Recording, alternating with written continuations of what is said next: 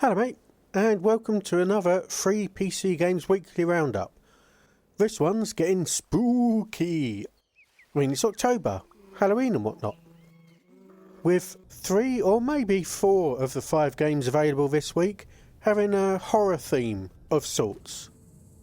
Before we get started, please do like the video if you end up enjoying it, and consider subscribing if you haven't already. But without further ado, let's get into the horror!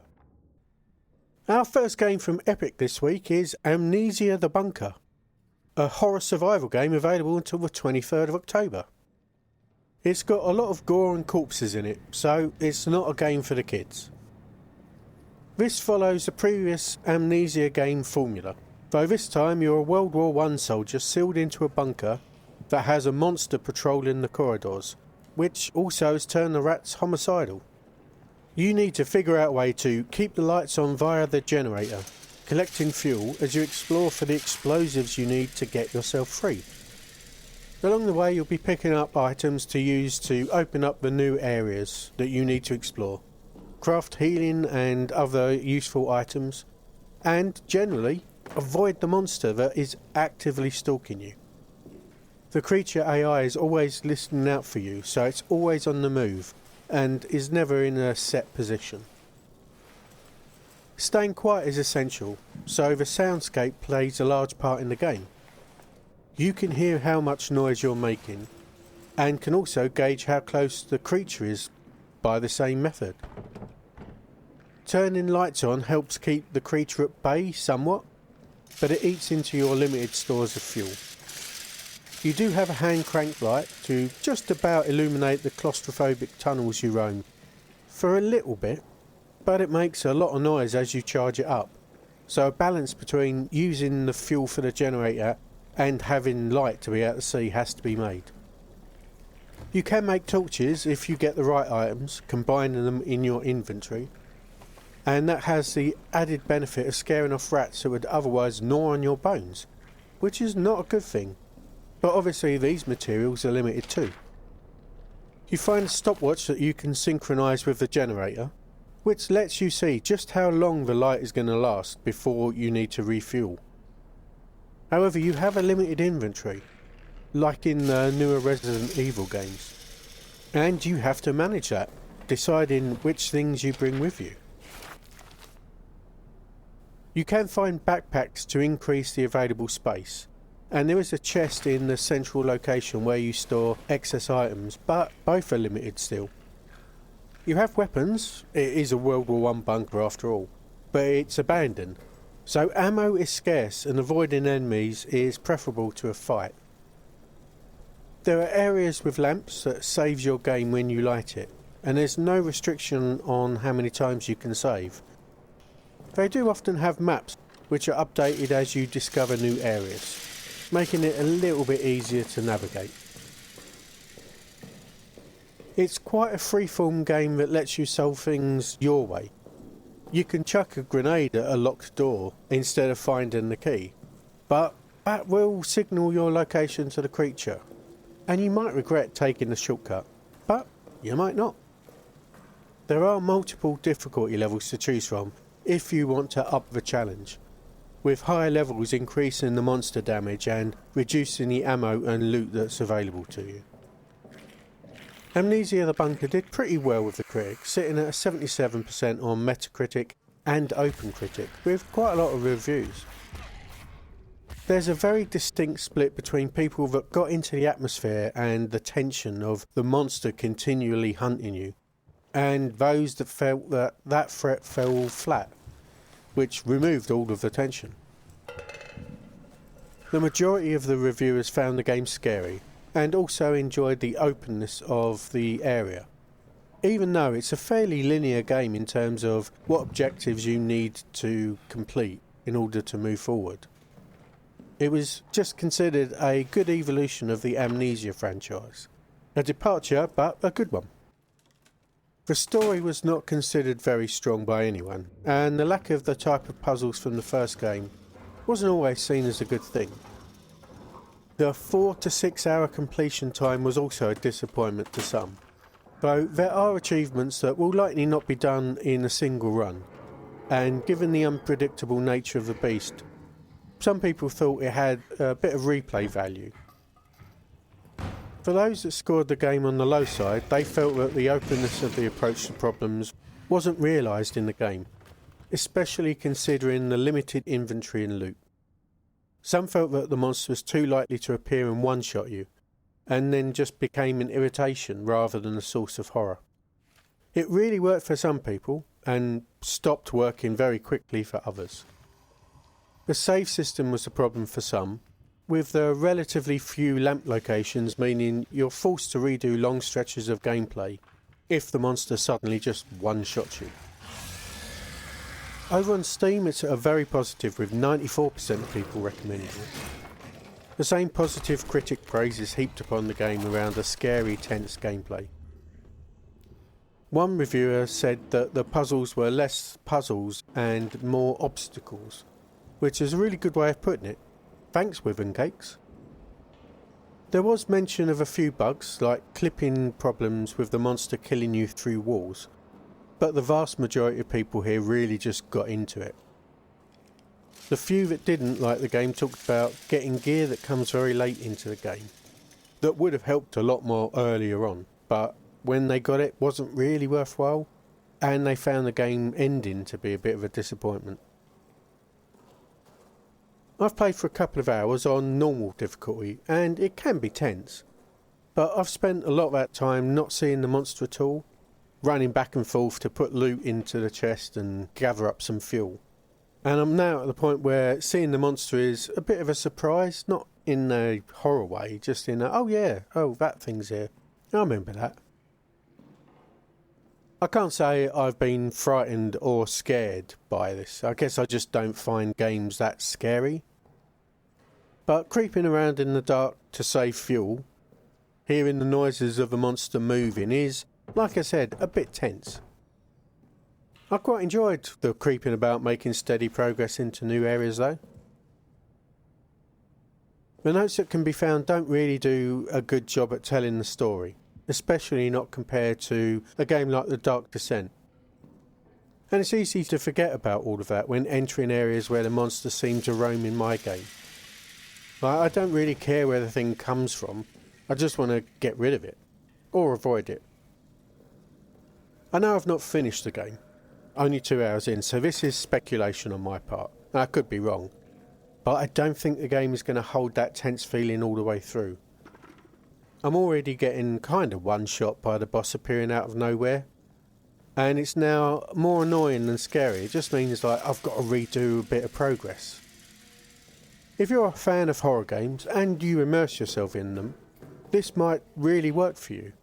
It does do a good job of setting that fear factor up, and obviously it works well for a lot of people. If you get into it in that way, I think you're probably going to enjoy it, and the game's free at the moment, it's worth trying it out.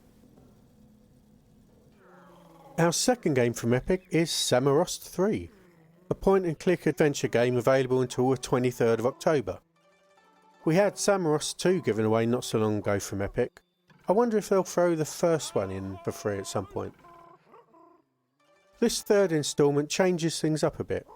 Rather than a series of separate puzzle scenes, this is now a true point-and-click adventure, where you'll head back and forth across multiple scenes, solving puzzles in one area with items from another, the standard stuff.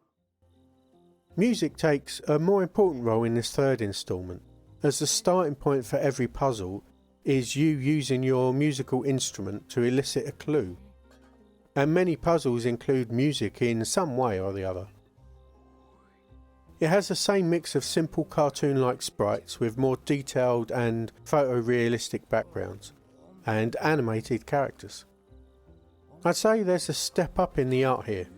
Not necessarily a really big one, the last one looked fantastic, but it struck me as better looking and more varied. It's also far longer than the previous entries, clocking in at anywhere between 6 and 12 hours rather than just a single hour the previous one was. That large range is likely due to the puzzles sometimes being a little bit more obscure than those in the previous game were, or for achievement completionist purposes. There's quite a lot of secret interactions that will give you an achievement if you do it just right. There is a more involved story here too, necessitating trips to multiple planetoids, though I'm unsure exactly why the story starts. The puzzles are the usual item use from inventory ones, though there are fewer items to pick up than in most point and click games. And most of the puzzle solving involves interacting with the environment in the correct order, rather than object use. If you get completely stuck, there is a clue book in the game that will give you a somewhat cryptic guide to figuring out the answer. Samorost 3 did well with reviewers, gaining an 80% on Metacritic and a 78 on OpenCritic. The design and variety of the locations in the game was a big hit. It was considered beautiful across the board, and the sound design was highly praised too. People just really enjoyed exploring this world. The puzzles were considered a bit of a mixed bag. Many people found some of them frustrating, but not enough to hurt their overall enjoyment. And of course the guidebook's there to help with cryptic hints if you get stuck. There were enough great puzzles to make up for the bad ones, basically. A minor criticism was the to-in and throw-in required, especially as they often have lengthy animations that slow the pace of the game. The game was still considered a little on the short side, considering this was a much higher price point than the previous ones. Over on Steam, the reception was even better, sitting at a very positive, with 94% of people recommending it. There is the same level of appreciation for the art and sound, and the same joy in exploring the worlds that the game presents you. The reception to the puzzles is also mixed though. Some found them easy, some found them clever and inventive, and others found them too obscure or focused on trial and error and memorisation. Given the high recommend ratio, the majority of people had no issues with them, or only minor ones, and enjoyed the need for trial and error and exploring all the scenery. It just let people spend more time and get more immersed in the world that this game creates. It was notable that those that didn't enjoy the game often also enjoyed Machinarium, which was given away not long ago and was a classic point-and-click adventure game for the same developer. I've played for 2 hours and I'm mixed on it, which is better than it sounds, given that I'm not a fan of point-and-click games in general.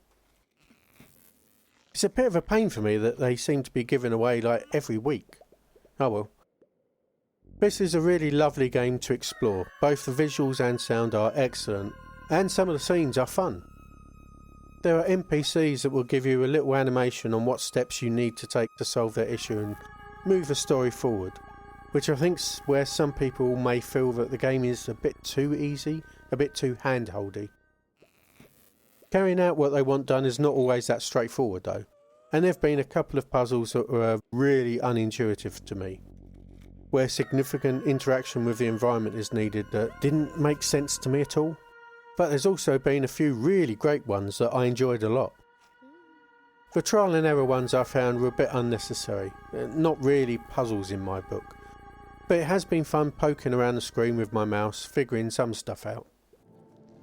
Like I said, these games aren't really for me, so having enjoyed a large part of the game is very much to this game's credit. If you enjoy exploration in your point-and-click games above like logical puzzles, and just want to exist in a beautiful and eclectic world, it's a good idea to pick this game up. For those that want a more focused puzzle gaming experience, more traditional point-and-click adventure game, this might not quite work, but hey, it's free, pick it up and give it a go. Our first game from Prime is a little known game called Fallout New Vegas, the extremely well known semi-remake of Fallout 3, available via the Good Old Game Store until the 19th of November. This is the Ultimate Edition, which comes with 4 DLCs and is very much an over-18s game only. In my first fight against some raider types, I ended up taking loot from a severed head. Not for kids. It seems daft to give you a breakdown of what Fallout New Vegas is. Fallout's such a big franchise now.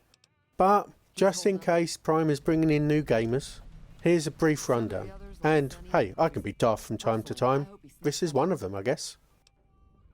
The game is an open world CRPG set in a post-apocalyptic America after it's been nuked. Radiation has poisoned the landscape, contaminating water and transforming the wildlife into dangerously mutated forms that will attack you on sight, however you made your character look. In New Vegas, you start the game as a courier that got caught up with some shady characters who left you for dead. You wake up in a small town's doctor's office and create your character, assigning points into your stats, helpfully called the Special System, standing for Strength, Perception, Endurance, Charisma, Intelligence, Agility and Luck. There are skills that you can assign points into that define how good you are with abilities like weapon use or sneaking, with minimum values being required to, say, unlock certain safes or pass a dialogue check. Lastly, you assign two traits, like more skill points at the cost of less experience gained, or better damage on grenades at the cost of shorter range.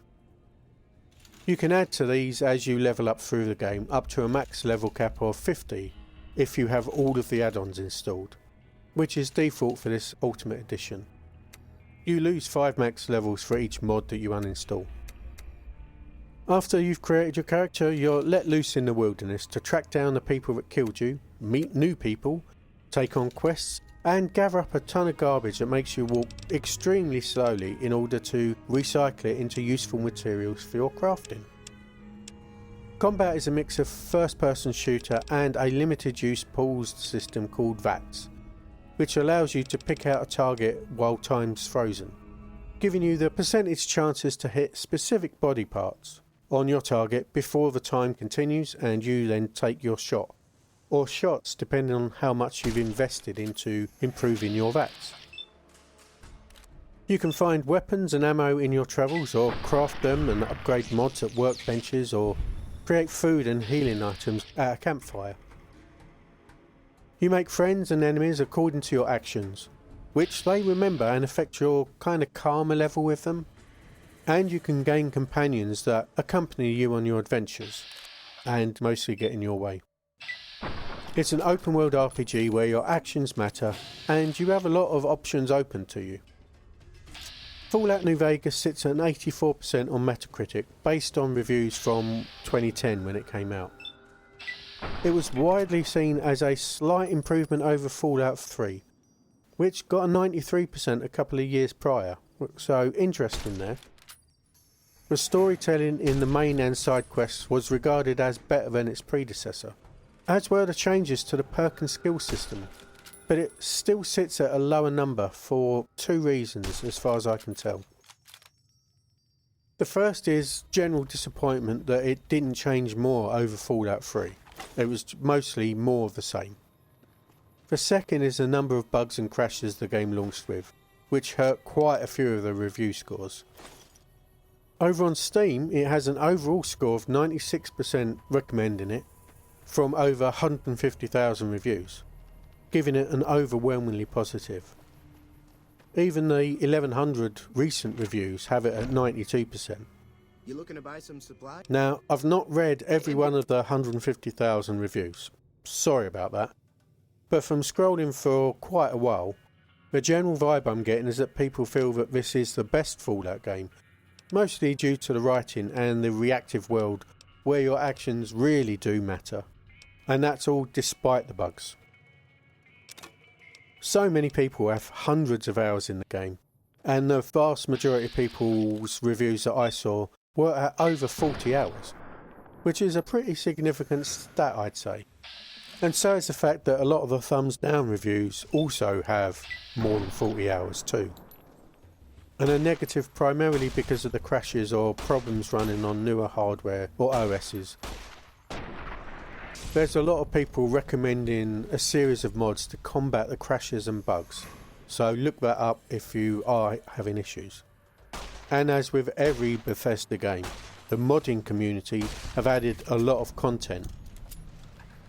For context, Fallout 4 is only at 83% of people recommending it, with a similar number of reviews, handily beaten by the most recent reviews on New Vegas. It's also handily beating Fallout 3, but I won't go into that because that's coming out next week for free via Prime. I guess New Vegas really is the preferred version of Fallout. I've dipped my toes into the game for a couple of hours. I've only ever played Fallout 4 previously, which I really enjoyed.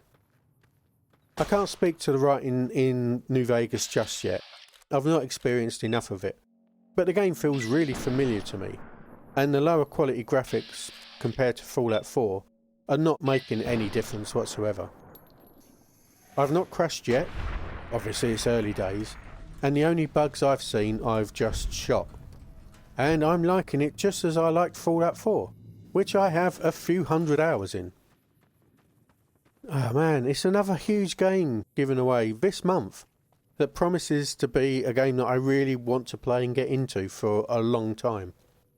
I seriously can't play all these games, which is obviously a really great problem to have.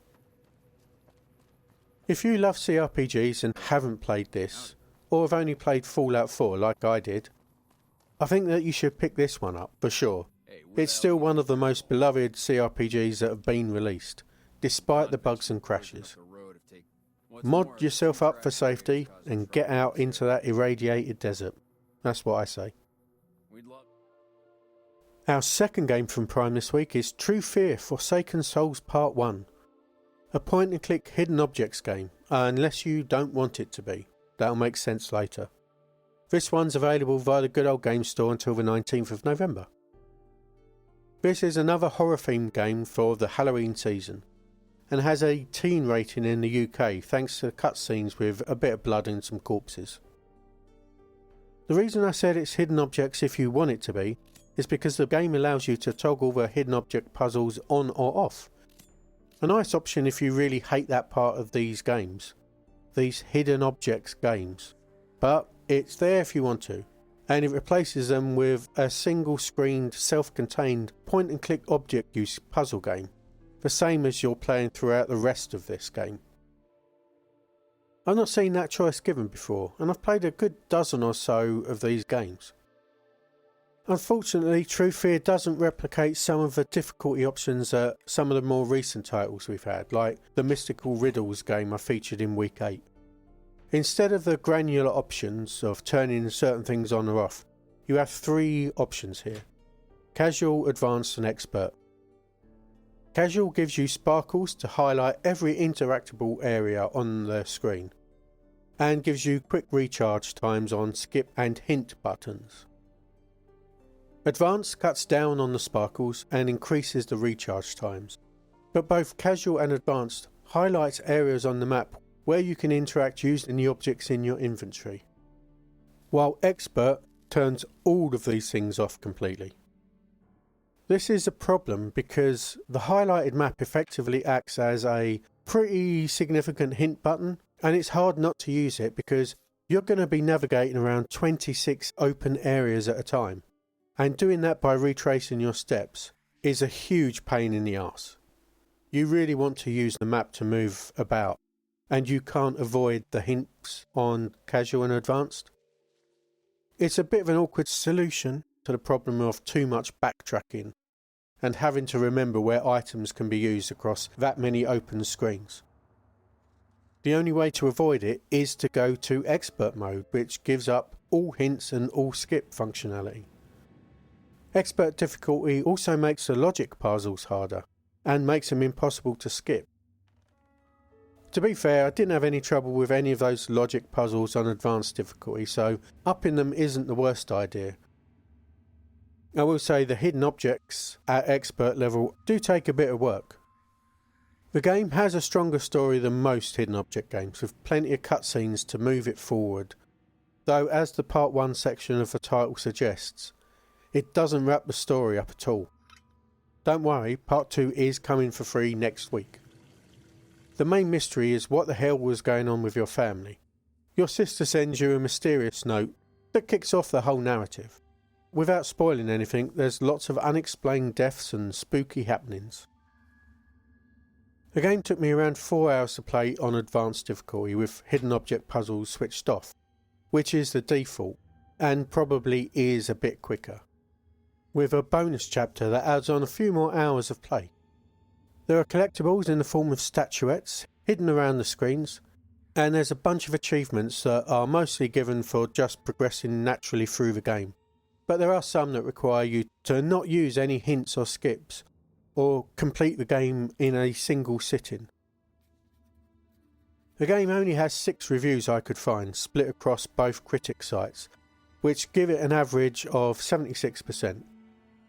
The lower end scores either wanted the game to be more of a narratively led horror game, or found the backtracking too much, which is an objection I can very much sympathise with if you play it on expert. The lowest scoring reviewer also missed the fact that hidden objects need to be switched on, though I'm not sure if knowing that would have helped get a better score.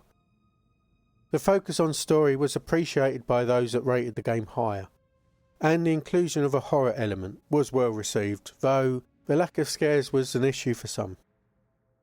Over on Steam the game was better received, with a very positive rating at 92% of people recommending it. The narrative and creepy elements were praised, and most people felt it was a solid hidden objects game. The hint button being right on top of the map button was an issue for some, me included. Some spelling mistakes were noted, and the lack of a second chapter, there's 3 by the way, on release was a pain point for a lot of people. Those that didn't like it found the use of items illogical, which honestly is every single game of this type. This is nowhere near the worst culprit. Nothing stood out to me in True Fear as especially strange or obscure uses of items. Some of the achievements being locked to an uninterrupted single playthrough was a problem for quite a few people, and the difficulty was seen as either a positive or a negative. It is generally considered easy. As I said earlier, I finished the main story and enjoyed it well enough. My expectations for the game was a standard hidden objects game with a bit of a horror story attached, not really a horror narrative. I think playing it on expert straight away would have been a worse experience for me personally. I really don't like a lot of backtracking in these games, and with 2 sets of 25 or so screens, that's going to be a real problem.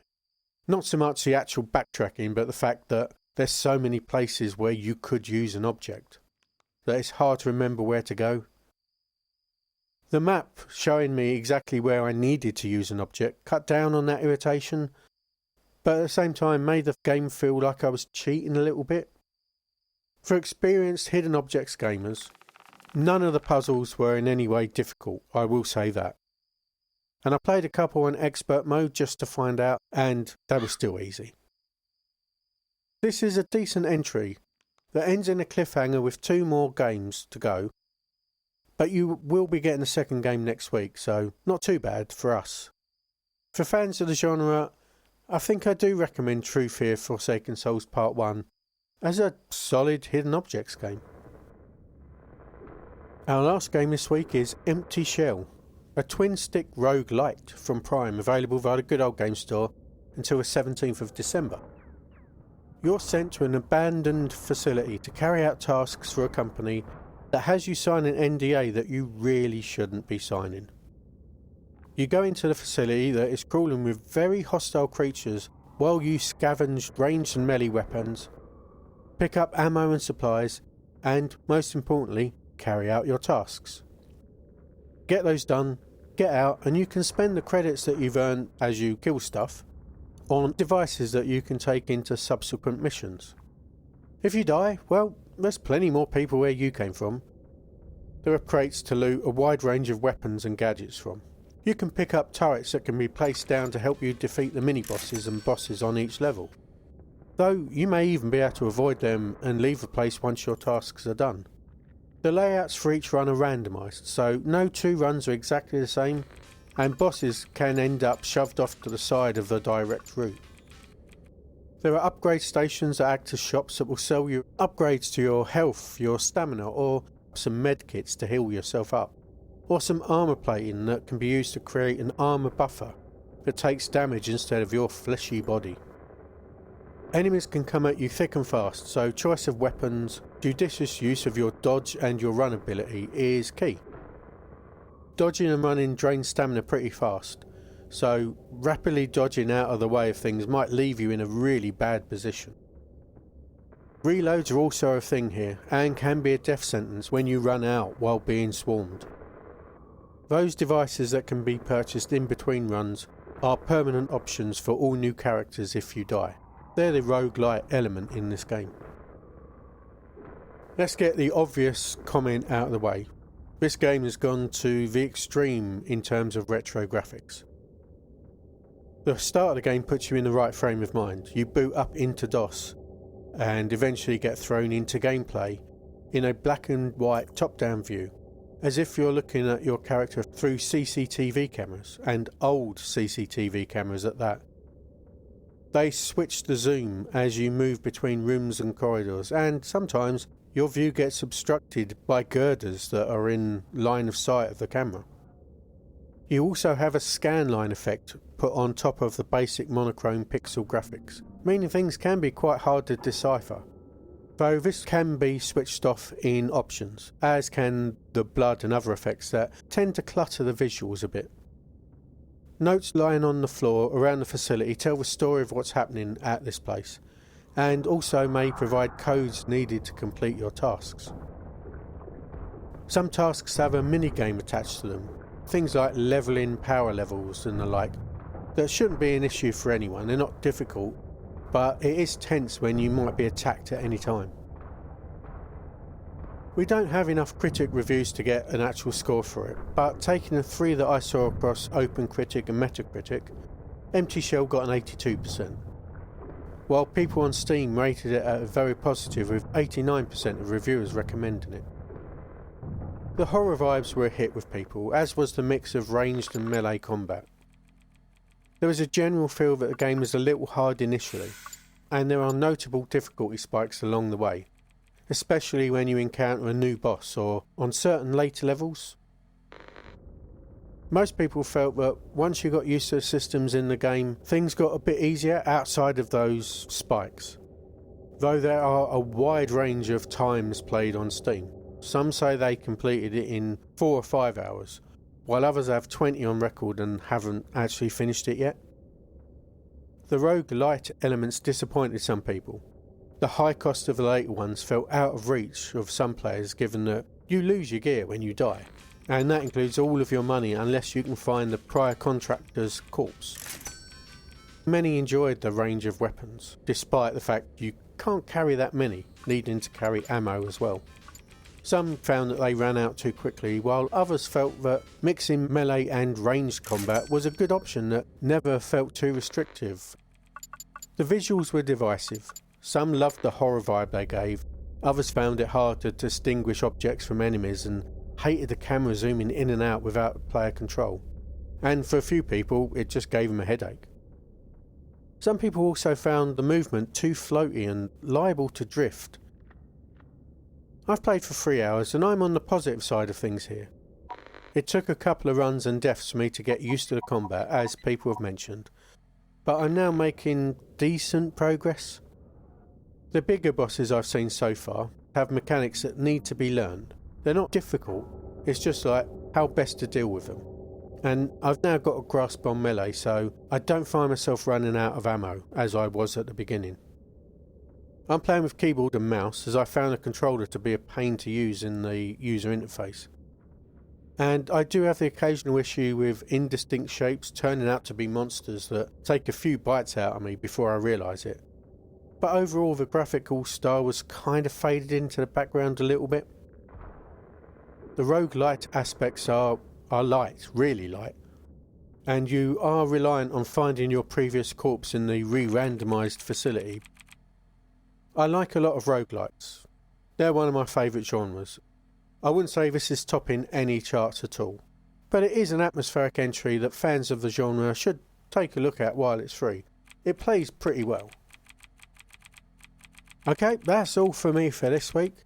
Not a bad week if you're into horror, and I've got Fallout New Vegas, so I'm happy with that.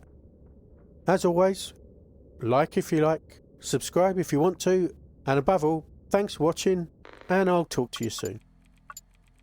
Goodbye.